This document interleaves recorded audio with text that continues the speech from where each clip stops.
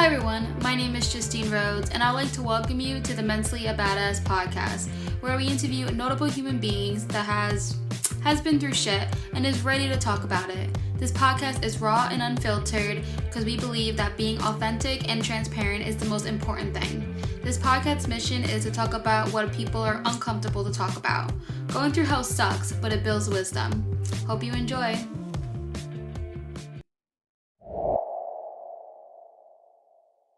Everybody, welcome back to Mentally a Badass. My name is Justine, and today I'm going to be speaking with Thais Gibson. So she is the founder of the Personal Development School, and today we are going to talk about how you can tap into your subconscious to heal your trauma.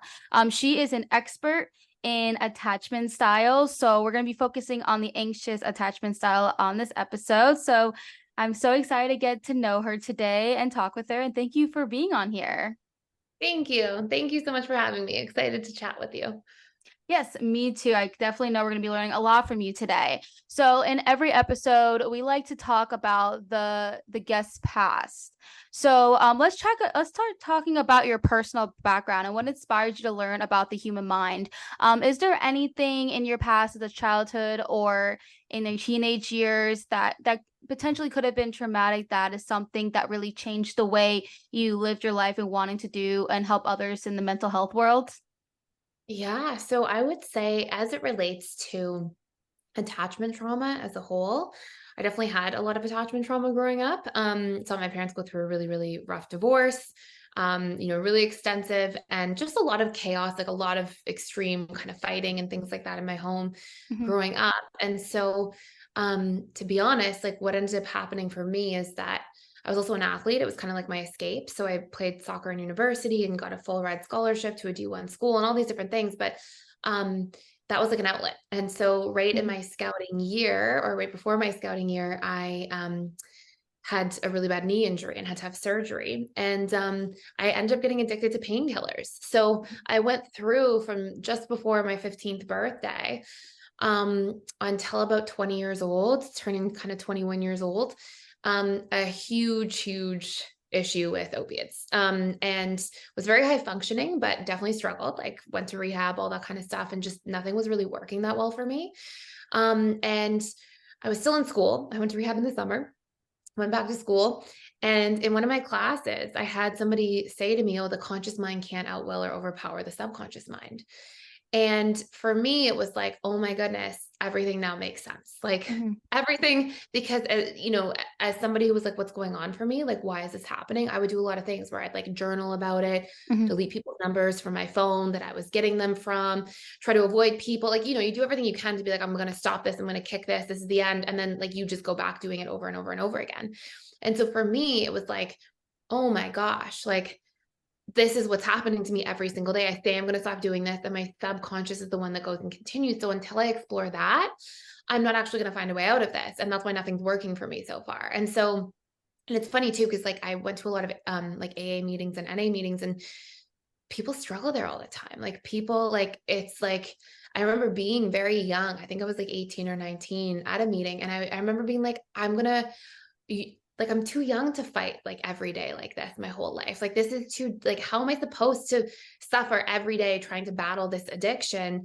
And like what, I'm just supposed to like keep going on like this anyway. So I remember always thinking there must be another way. And then when I heard that, I was like, I knew this is sort of going to be the key that unlocks that. So for me, what ended up happening is I got sober. I got sober, and I would never recommend this to anybody. People should get lots of support, lots of different stuff. But I like ate, lived, breathed subconscious related stuff. When I was sober and not sober, I was reading and learning, and did a whole bunch of certifications in like hypnotherapy, NLP, all these different things while I was in school. And then like learn to reprogram what was there for me, which was a whole bunch of actually attachment trauma that I hadn't processed.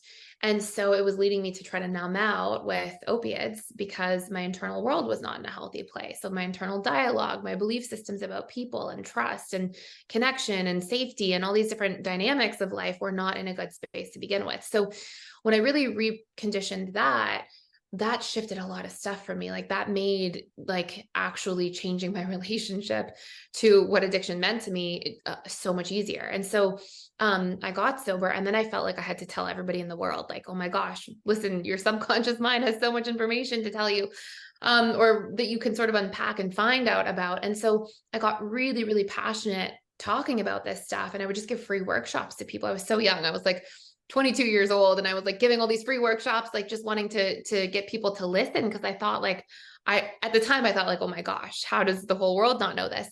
So yeah, so I gave a whole bunch of free workshops, and then just people would ask me, like, are you seeing clients?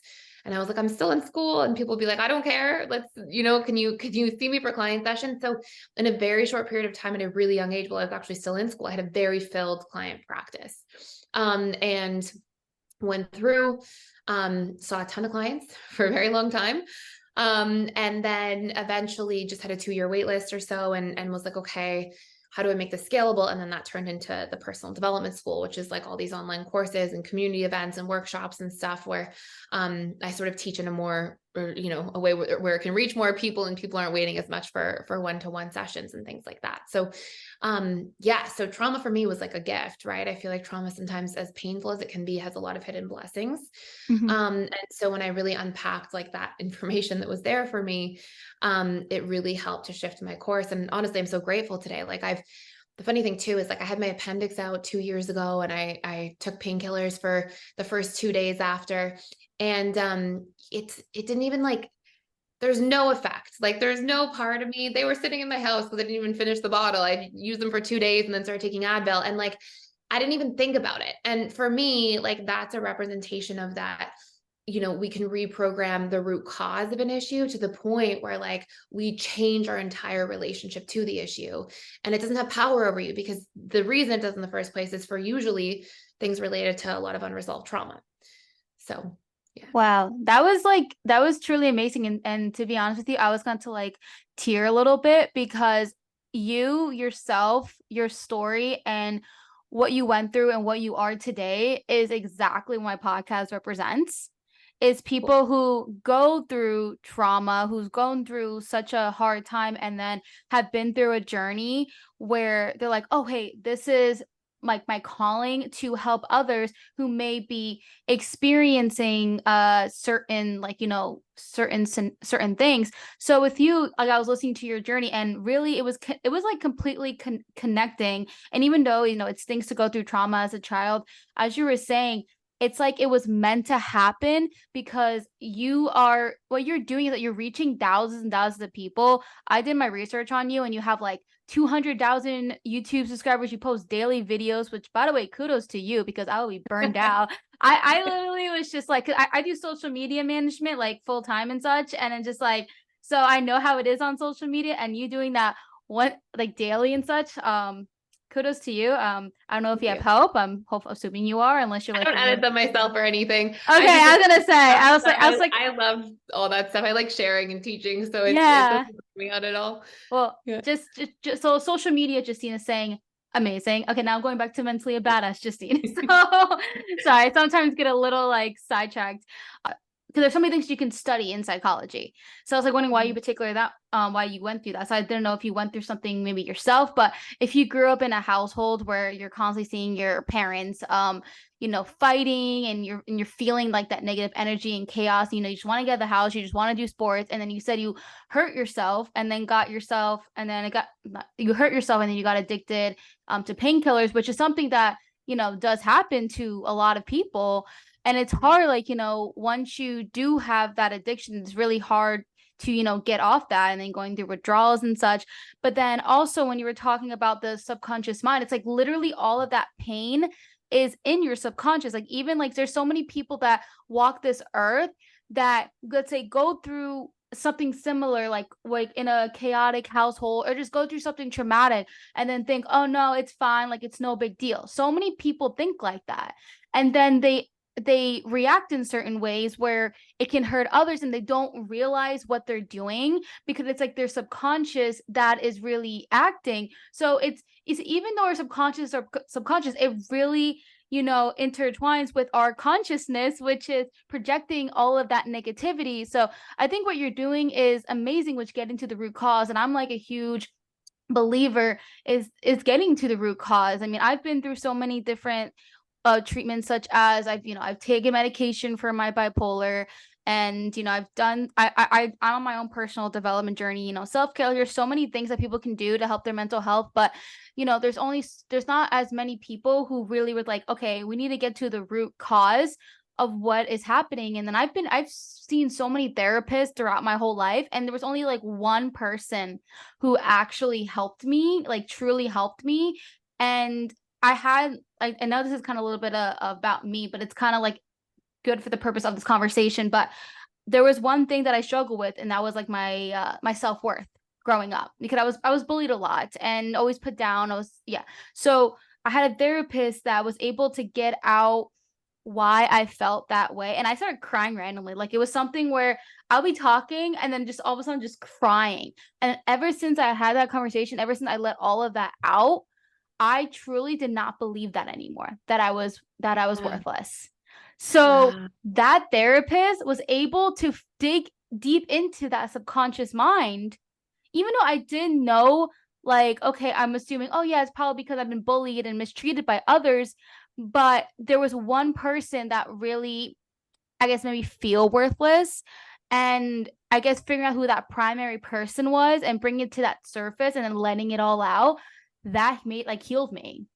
So Wow. That's yeah, amazing. yeah, It's yes. so interesting because one of the big things touching on that is like, so people have different core beliefs, right? So Mm-hmm, people will, when they go through trauma, like let's say, for example, what you just shared, so being bullied, mm-hmm, well, the mind is always seeking certainty at a subconscious level. So it wants to understand like why this is happening. And when we don't have proper context for things, we personalize it. mm-hmm, So we'll say, oh, this is happening to me because I am worthless, I'm unworthy. It's actually a core wound, or I'm not good enough, or I'm disliked, or, these are different core wounds that people have.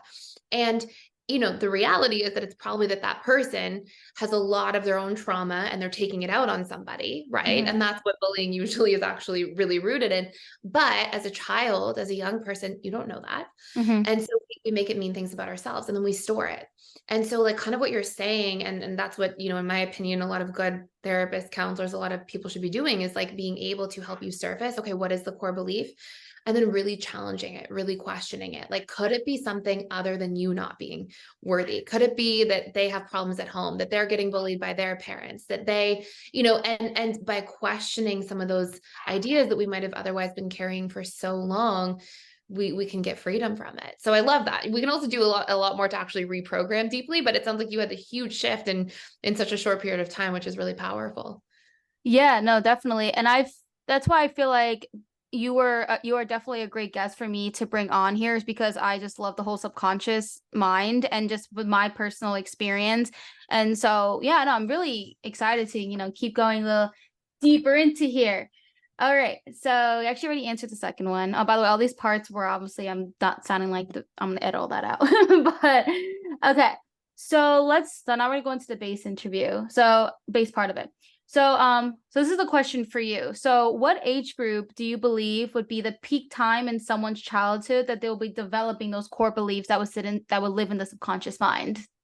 It's a great question. So there's sort of a two-part answer to this. So we actually take on the most emotional inferences in the deepest parts of our programming unconsciously. So there's sort of a difference between our unconscious mind and subconscious. Our subconscious, we can retrieve information from. So exactly like you just shared, your subconscious mind, you're like, oh, I felt worthless. And so you can retrieve that. You were carrying it the whole time. You weren't thinking about that consciously your whole life prior to that moment in therapy, but it was there and you could pull it up. Your unconscious mind is actually really difficult to retrieve information from. It's so Mhm. deeply rooted and so deeply stored. And your unconscious mind is also responsible for like your autonomic nervous system functions, breathing, heart rate, a whole bunch of other stuff too. But your subconscious is where we have like the information we can retrieve, we can recondition, we can change things. However, our deepest imprints often actually happen first between the ages of 0 to 3 years old, followed Mm. by a strong second of 3 to 8 years old. And it's because of the brain waves our brain produces. So what happens 0 to 3 years old, which is so interesting, is sometimes people can have like a really profound abandonment at a young age, like if they're given up for adoption or a parent leaves, and they can have this abandonment wound that they feel like, oh, but after that, my childhood was stable, and not even realize that, hey, there's actually this abandonment wound deeply rooted. Because even if we don't have language for it, we have the feelings for it. And when we use language later on, we're really just trying to unpack and communicate the stored emotion that's there. And that's how we leverage language. So, 0 to 3 years old has a huge impact. And, sometimes people can have really strong feelings of being unsafe, for example, from 0 to 3 and not remember it. And that's a big core belief that we can pull up later and reprogram. And so there's a really strong space there. And then from 3 to 8, we're still a sponge. We're mostly producing alpha and theta brain waves, which basically make us hyper suggestible. In other words, like if you go into a hypnosis session, you want to be very suggestible. The whole like structure of a session is designed to help you be in a state of suggestibility. So which means like being able to basically be reprogrammed. And so when you are, literally all the way from 0 to 8, we're just sponging up all this information. We're taking in all these interpretations and meanings and all these different things. And they can change because the subconscious is reprogrammed through repetition plus emotion. So like, let's say, for example, somebody grows up feeling not good enough from 0 to 8. Then let's say, one of their parents becomes much more emotionally available and present. Maybe they're working on themselves and they really help their child to then feel good enough. And they give them repetitive positive reinforcement, help them with their confidence, their boundaries, all these different things. And then that child has a better friend group after that and feels connected and, is able to achieve the things they want to. And so, that belief that was not good enough can change because we have neuroplasticity. But the biggest, deepest imprints will be from 0 to 3, followed by 3 to 8. So you know how when they say if you wanted to learn a language, it's easier before the ages of 13. When do Yeah. you think it would be harder for someone to change their core beliefs from, like you were saying, after someone, let's say someone who's over 8 years old and their parents become more available and they start, making them feel loved and safe. You said it was easier to shift that around that age. Where would you see would be like the time frame where it would be hardest to remove that core belief when you were young to heal? Yeah, I would say there's like kind of this like interesting gray area. So, if you get a lot of external programming, things can shift a lot, right? So you can have, let's say your parents make you feel not good enough, then they change, they start making you feel good enough. 0 to 8, a lot of that is like really easy to shift around because you're just sponging up all the input all the time. However, I find that sort of between the ages of 8 to 16, 8 to 18, 8 to 20 even, in that general sort of arena, we are still able to reprogram, but it's really difficult for a teenager to want to reprogram or to have Yeah. that emotional awareness yet, or the emotional literacy to understand what it would mean to reprogram. So I Yeah. find that that's a really tricky area because unless you have a parent or parents or some sort of like sibling, caregiver, mentor who you've got a lot of repetition in terms of your time around, unless you're getting that external input, you're going to be pretty dominated by those big beliefs you develop between the ages of 0 to 8. So unless somebody is consistently sort of changing this dynamic around you, then it can be a little bit trickier.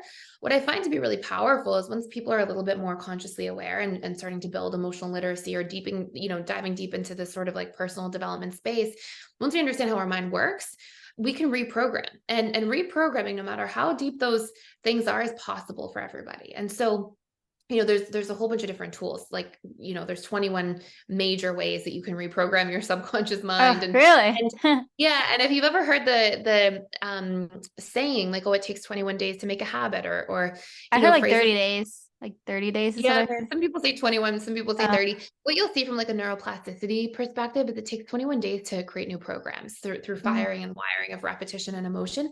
And this is an average, right? Because we have to remember too, somebody could have no limiting belief or a core wound around feeling unsafe. But God forbid, that person could be in a car accident, and that because so we get reprogrammed through repetition plus emotion, but emotion always takes precedent. So if there's a really extreme emotional event, like a traumatic event, a war event, an accident, a natural disaster, because of how emotional it is, we can actually gather immediate programs, no matter how old we are, no matter what stage of life. And so, they say 21 days. That's a good sort of like guiding sort of light in terms of, okay, roughly this amount of time. But what research shows is 21 days of repetition and emotion in our normal human experience. So for example, if I were to say, I am good enough because, and come up with, 10 or 15 pieces of evidence each day for 21 days, I'll reprogram that core wound.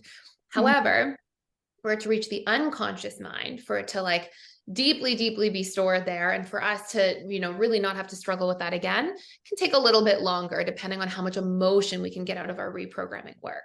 So you'll see like there tends to be this sort of gray area where it can be tricky if somebody doesn't know how to reprogram or what it means.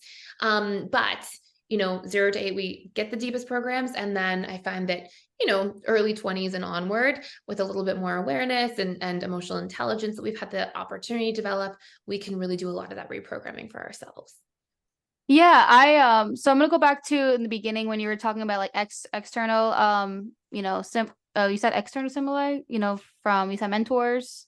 Yeah, Yes. yeah, like Yeah. yeah. So, yeah, in high school, it definitely makes sense. There's not many people who are like, hey, let's go reprogram our brains. Like most people are like, most people in high school are like, nah, I want to go to a party or something like Yeah. that. Yeah. So I would say like for me, I started my whole like journey in reprogramming when I turned, I would say maybe like 19 or 20 years old. Good for So you. yeah, so when you said around that age, I'm like, that makes sense because like that's when I started. And you know what made me go down that route is actually YouTube, like watching YouTube videos, like seeing people like kind of like, have their life together and such. That was kind of like, I want to have my life together too. So and then just, surrounding people who, my first thing was working on my physical, like the gym. Like the gym was kind of like my biggest thing when I was like 18, 20. Well, it is now, but like at the time, like that was kind of like my start of I would say personal development and bettering myself. And then I just feel like that like really puts you into the mind of what other parts can I work on myself. I actually did have a question about that.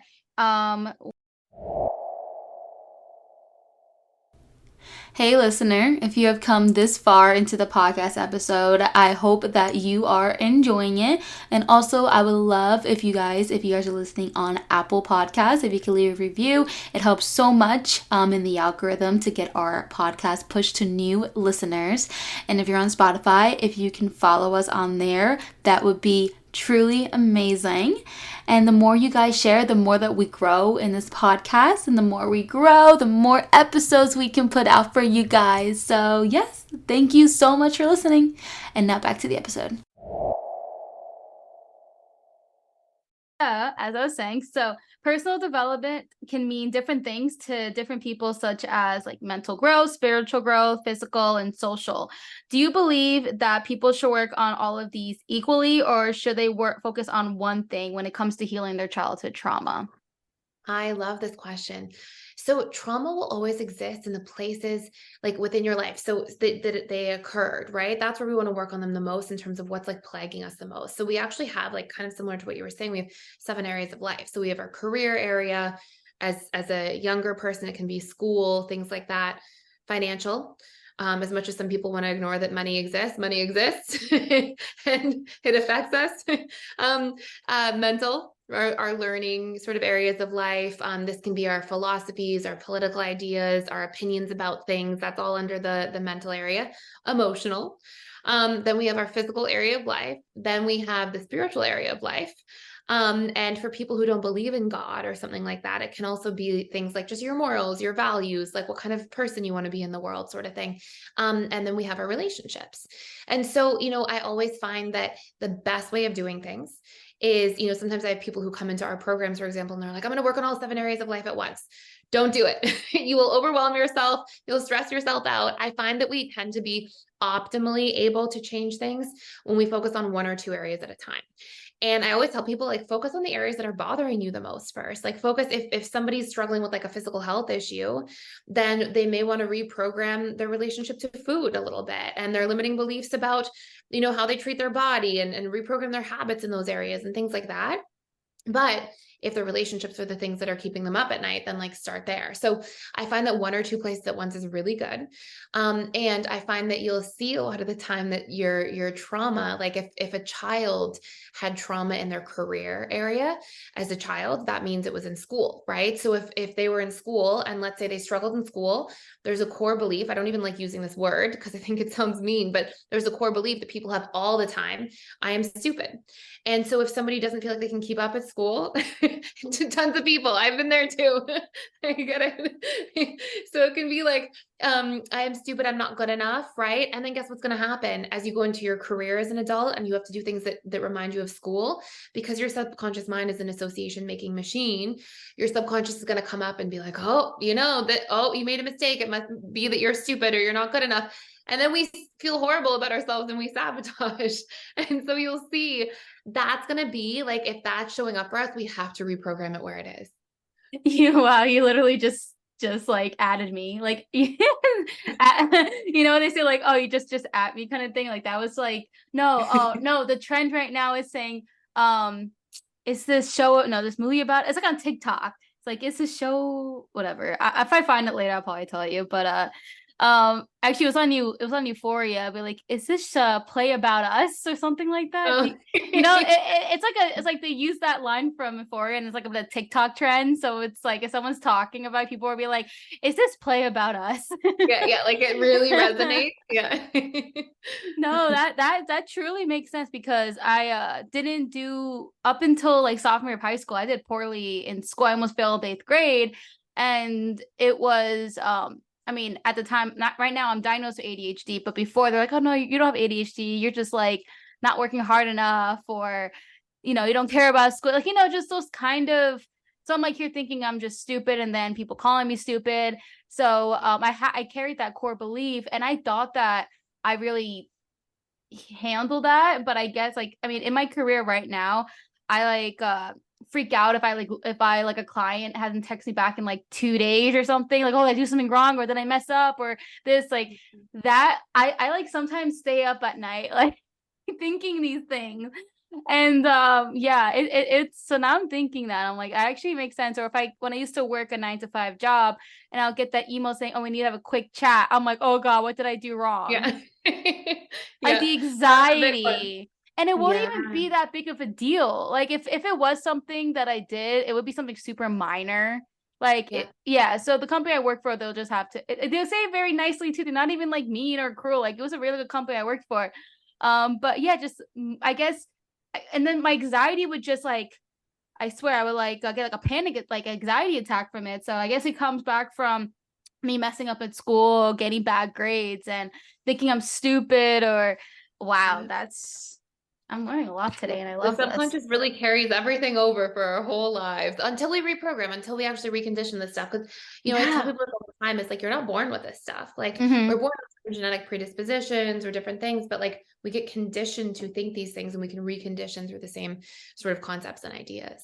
It's kind of feel like our, you know, our subconscious minds, like pretty much in the back of everything. And it's like carrying this, like, trying to find the right word. I'm not going to say like nasty stuff, but kind of. If it's like, it's kind of, Well, you know, it's negative. So yeah. negative energy. So I So was what trying to, happens? Yeah, you're hitting the nail on the head there, because what's happening is that your subconscious stores everything. It consolidates memories over time, but it actually stores everything. So like it's like a big warehouse of stuff. And you know, if you imagine for a second, your subconscious mind is very survival oriented. So like let's pretend that you're walking in the forest and Mhm. you see a bear. And let's say you run away, you're safe, thank goodness, but the next day you have to walk through that same patch of forest. When you're going to go walk back through the forest in that direction, your mind is not like, oh, do you remember the beautiful tree yesterday I saw next to the bear? Your subconscious is like the bear's teeth. Like you remember like the big, bad, scary stuff. You remember the things that are a threat to your survival or your safety. So the subconscious is also designed to like fixate a little bit more on the negative, meaning that when you store things, you're more often storing negative interpretations. It's there as a mechanism to help you survive and avoid pain and suffering. But when we don't live in like a world any longer where we're chased by bears or predators or things like that in quite the same way, it can have other Oh, downsides to it for sure. yeah, no, that actually makes sense. Like realizing, you know, your subconscious is like you're saying, it's really supposed to be a positive thing to help protect you. But we are not living in this world where we have to be like, oh God, we're going to be chased by bears or someone's going to eat me. But also, we kind of, it's in the modern world, we get scared of like people killing us or women getting raped. I mean, of course, men could get raped too, but that's kind of like the predator, you know? But you don't have the bears unless you're, of course, going out there into the forest. But like, they're not bears anymore. They're like humans that we get scared of. And I also want to talk about this is not on my list here, but can we talk about the news and how it can negatively affect our subconscious to so we can see something like someone got like murdered, for example, or someone got raped. Now, like if you never experienced like actually being attacked by being raped and such, but then do you ever like feel like, you know, you're walking on like the, let's say, nighttime or whatever on a street, you're automatically fearing someone's going to jump at you and rape you, but like you in the world you never actually experienced that, but you're seeing this on the news and you're hearing all these stories. Do you think that can kind of be a little, I guess, similar in a way? I love this question. So we have to remember the biggest way we get programmed in terms of overarching principles. So there's lots of tools to reprogram, but like overarching principles, repetition plus emotion.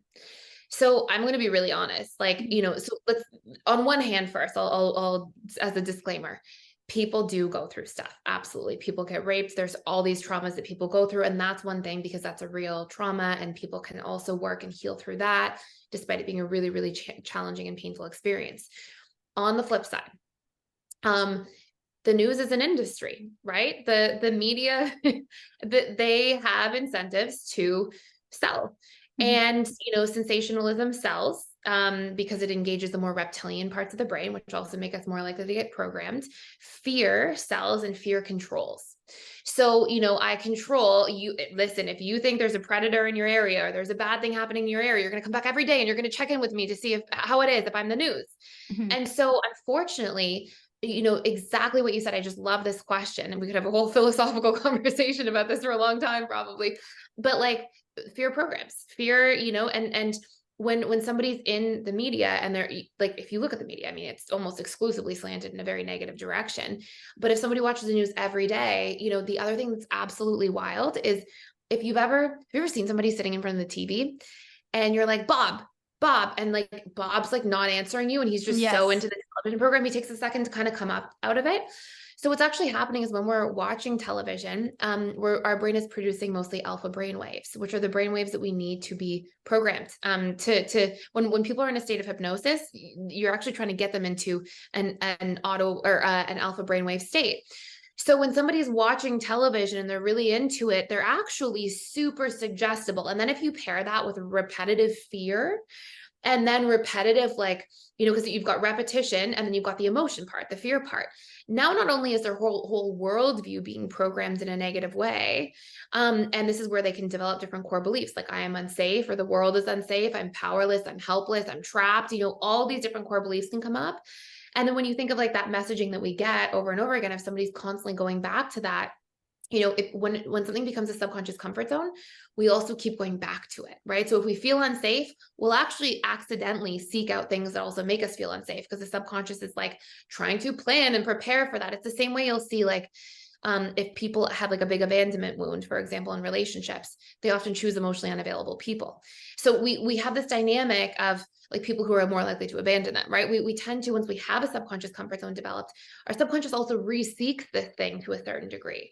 So yes, I mean, like fear keeps people coming back. It keeps people paying attention. It makes the industry more money. Makes people, you know, easier to control in terms of the answers or solutions you're supposedly giving to them. There's a whole bunch of stuff there, but yeah, absolutely. Like, I think it's good to be cautious and aware about our lives and surroundings and things that are happening. But I think there's, you know, much healthier ways of doing that in reality than, you know, watching the news every single day or things like that, because it can absolutely have a huge impact on our subconscious core beliefs, our self-esteem, the way we feel about ourselves and the world, and our ability to actually go and be present in our world and our environment. Yeah, the rules I have, the way I think about the news is that, you know, I think obviously it's good to be aware of surroundings and things that are going on. Like, I feel like if someone got murdered in my town or even the next town over, even in my state, let's say, depending on if it's like a serial killer or whatever. Okay, yeah, I want to know because I want to be aware of this. And so I'm Yeah. watching for the purpose of being aware. I'm not watching for the purpose of trying to get to feel certain emotions. And there's also a lot of things in the news that upset people and piss people off and get people to fight others. And we already know that. And what our currently our world is, at least I don't know how it is in Canada, but the US can be interesting. So I just feel like I only like to use the news if it's like going to be a threat to my life. So I don't want to like hear about, oh, this person got stabbed in California or something like that. I'm like, yeah, that's sad, but Yeah. do I really need to know that? So I try to, again, it's so hard to keep away from certain things, especially with the, the evolution of technology on TikTok and Instagram, and just of course just the news overall. And it's so, I try my best to like really kind of shelter myself from that, which some people can understand it, and some people think that I'm just like, well, that's going to make you ignorant for certain things, or I'm like, I But don't there's need to know everything. exactly. And there's a line. And I think that our input becomes our output. Like I think that what happens, we take in and then it becomes the way we view our world. And Yes. unfortunately, to your point, there's a lot of division in the world right now. And guess who the culprit is for that? I really believe a lot of that is Hmm. different news stations, because whether it's Hmm. selling or whether they have other ulterior motives for controlling people and dividing people for specific reasons, what that's happening. And we see Yeah. it. And if everybody turned off their television and everybody just got the baseline of news that they needed from some sort of like, platform, and they gave themselves a little time limit of that, and they didn't propagate some of these things that are happening, I mean, the world would be a slightly different place. The news definitely plays a crucial role, and there's definitely a programmed element to it, which is why we take our beliefs about things so seriously sometimes, Hmm. is because we identify them with our sense of self. Yeah. And most people aren't aware that the news is literally doing this to them. You know Yeah. what I mean? It's like they're like, oh no, I actually really feel this way. I'm like, do you actually, or is it just being told, like, like it's kind of like if you were sitting and watching the news and you're saying you're kind of like being like hypnotized. It's like they're literally feeding you all of this stuff into your mind, and you're thinking it's your opinion, your thoughts, but is it really? Like you kind of have to really evaluate, like, what was I consuming, what kind of media was I consuming. And I feel like people have more of it actually being their opinion when they kind of go more on the seed of, I'm going to make content versus like constantly consuming the content. And another thing that one thing I do like about TikTok is that TikTok's For You page is really good at kind of calling you out. So if Huh. you're, let's say if you are starting to see like watch political stuff, for example, and then you start watching a video from like the start to finish.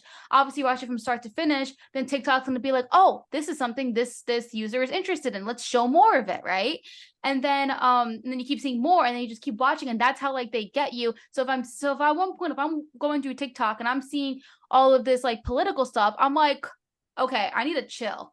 And I'm like, I Yeah, need to yeah, get off this it's app. I need to like engage with other things, because I don't want to be like constantly swiping, and then like seeing just like horrible things. So one thing that actually was a positive thing, there's like this podcast, I don't know if you heard of it. It's called The Really Good Podcast. And this girl named Bobby, she went viral. And the reason her podcast does so well is because it's like she acts really sarcastic in her interview. So it looks like she's being rude. And at first, what's crazy? The first when I first was watching it, I was like, wow, this girl's really rude in her podcast. I'm like, she's such a mean interviewer. And then but you know what, that I guess it's like with with the mind, we're always like finding the negative. And so Mm. I was like, okay, wow, okay. But in my head, I don't like to automatically judge that. I mean, I used to be like that. I'm not actually, not really. I wasn't really like that kind of person, but I'm the kind of person, especially working in social media and being a content creator. We know that a clip of something you see for like 10 seconds cannot be the real story. So Yes. I went like deeper into the podcast, and I actually like looked at her account and Googled her, and I was like, oh, it was like her character. And that's what kind of, it's like an entertainment podcast. Yeah. So, Yeah. But so you're a very critical thinker. You can yeah. see you're self-observing in the way that you see your For You page, and it makes you question yourself or wonder like how much you're, involved in different things.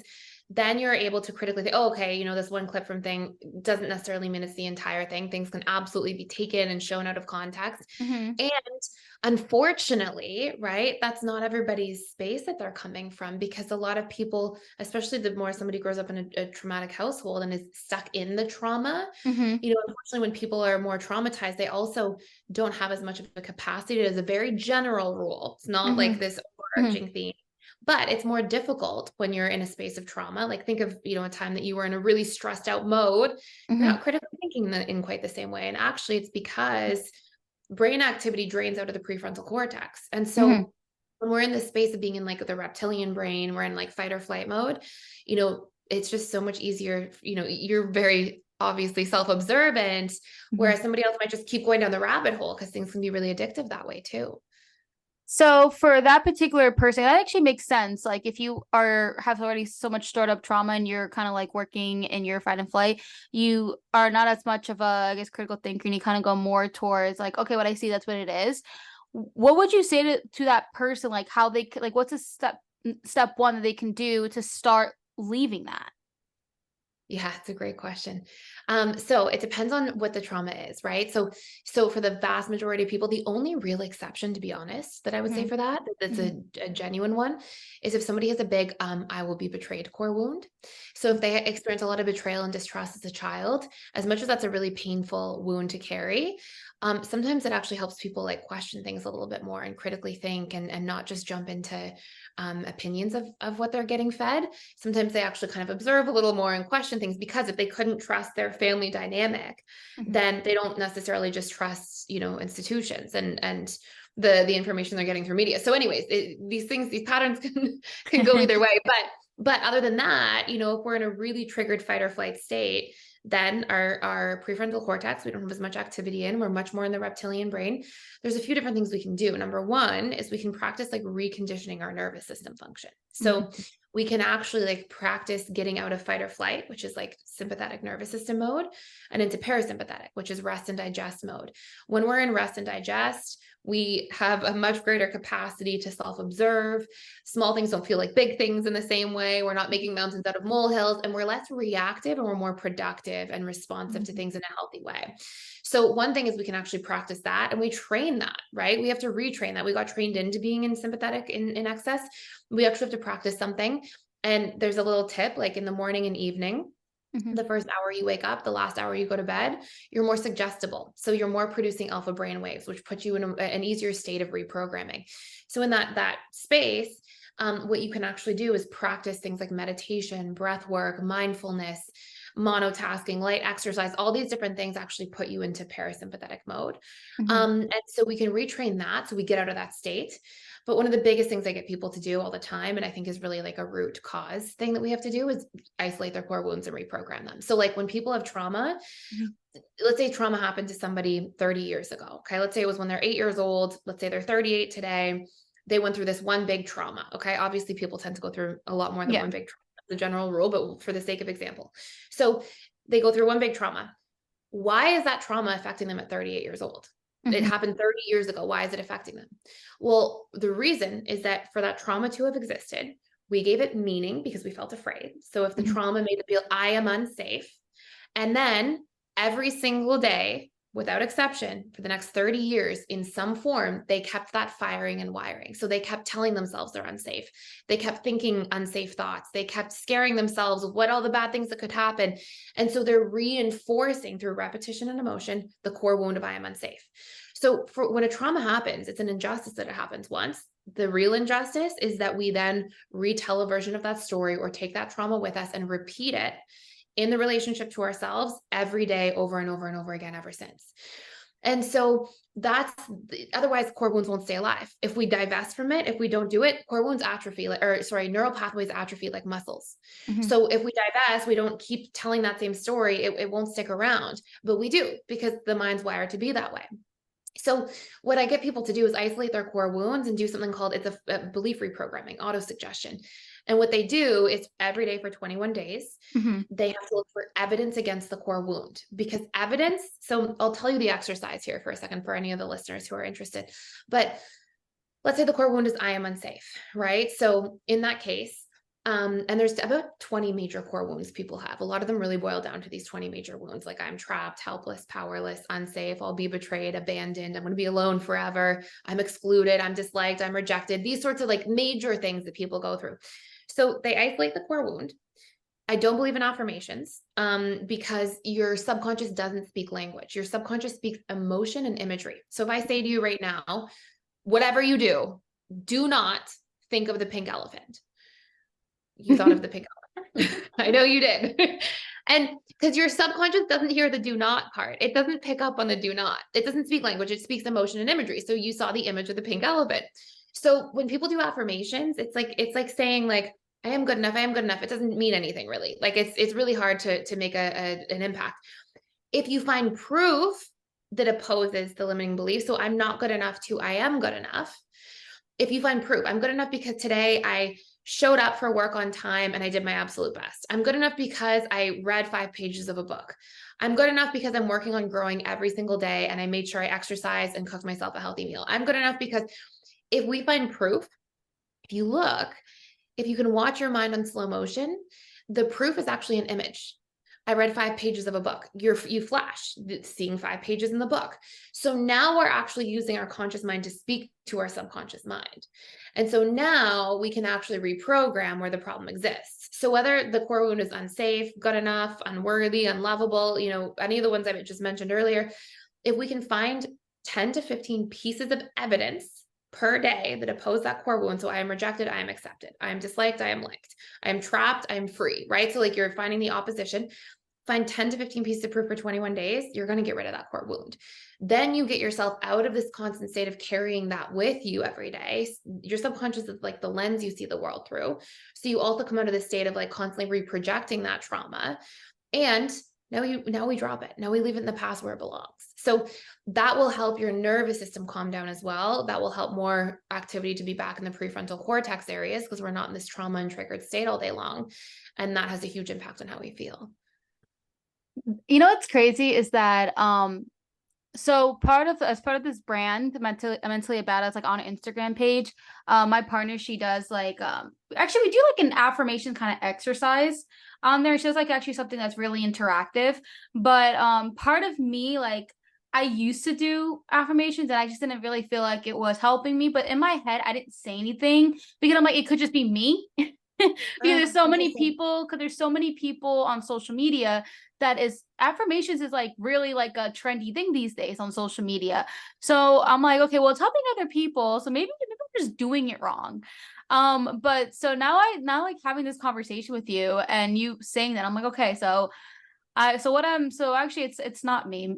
It makes sense what you're saying. So I just want to just kind of clarify, just make sure I fully understand it, because when you're saying, do you know the song where it's like, it goes like, I am healthy, I am wealthy, I am rich, blah, blah, blah. You know that song? Really? No, I don't. Oh, okay. Okay. So it goes like, I kind of live under a rock in my chair, so I wouldn't know. So the song kind of, okay. On this podcast, I do curse sometimes, but it goes like this. It goes like, I am healthy, I am wealthy, I am rich, I am that bitch. It's like kind of like one of those like trendy songs. So a lot of people like do like a reel with that when they're all talking about like affirmations and manifesting and such. So I even like have on my phone from that I have on my phone like how you can name your like those groups, like you group your apps. So you can actually name them. So I put like in the area where I have, let's say like my Gmail and such, I put like I am productive, and then like by like my banks I put like I am rich kind of thing. So I did that, but now I'm thinking, I'm like, yeah, it's not really helpful. But like if you're like thinking of the email and the group of the apps as the evidence, like, oh, and you imagine yourself as you click it, like emailing people every day, getting back to people, like if you have evidence and you actually have the imagery there, like motion, actually, the imagery, that can help. But if you just sit down and you just say, I'm productive, I'm productive, I'm productive, I'm productive, it's just not reaching your subconscious mind. Like it's just not going there. No, it's true. Yeah. It makes a lot of sense because it's kind of like, oh, I need proof to support my statement. Exactly. That's exactly what you're saying. It's like, and like, I should start doing this again. I used to journal at night and put exactly like what I did during the day that made me productive too. All right. I had so much fun talking to you, but I do want to ask a couple more questions to close this out. So the second to last question is, I want you to tell my audience about your personal development school and what it's about, and then also about your book, Attachment Theory. The floor Thank is you. yours. Yeah.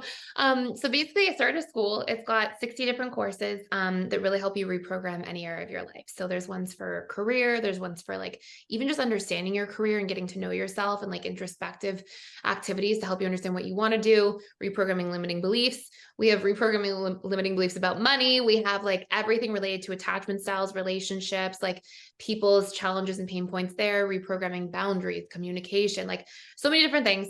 And then we actually have all this other really cool stuff in there. So I do a webinar with our students 3 days a week. And then we have other counselors, coaches, facilitators who also do webinars. So there's like a daily webinar from someone, myself or our team. And we have all these support groups. So people can practice communicating. They can do reprogramming together. So there's like an event like 2 or 3 times a day, every day, except for Sundays. And there's just so much opportunity to like meet with like-minded people, work on stuff with people, like rope up, do exercises together, and then actually have all the course material and work there. So I freaking love doing it. Like I love my job. I'm so excited about it every day.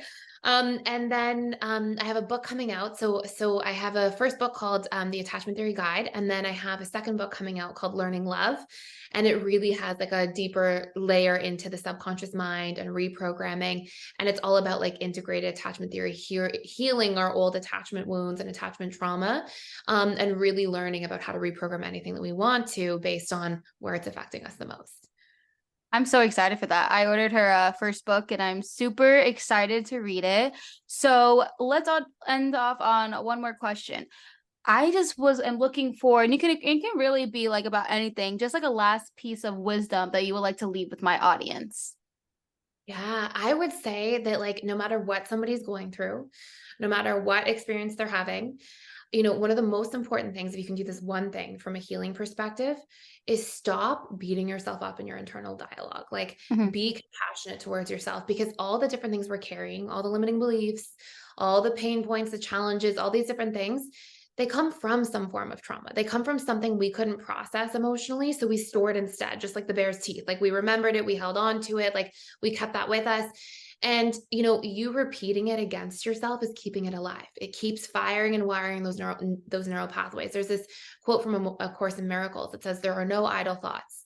And like, it's true, like everything is literally programming us more and more. So how we think about ourselves, how we take care of ourselves, how we show up and treat ourselves on a daily basis either keeps like reinforcing that old trauma, reinforcing those old things, or we can do something different. So from a programming perspective, I would say self-compassion goes such a long way, just being mindful of that first. And then obviously, if you want to go deeper into stuff, you can use some of the exercises from today in terms of auto-suggestion, belief reprogramming to actually let some of that old stuff go.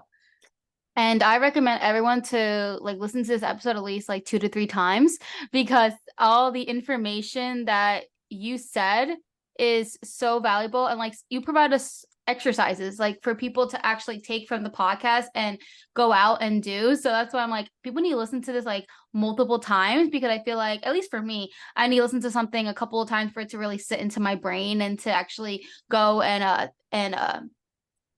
do it. So yeah, thank you again for being on here. For anyone who wants to follow her on social media, it will be on my in my description as always. But yeah, thank you guys so much for listening, and stay tuned for next week's episode.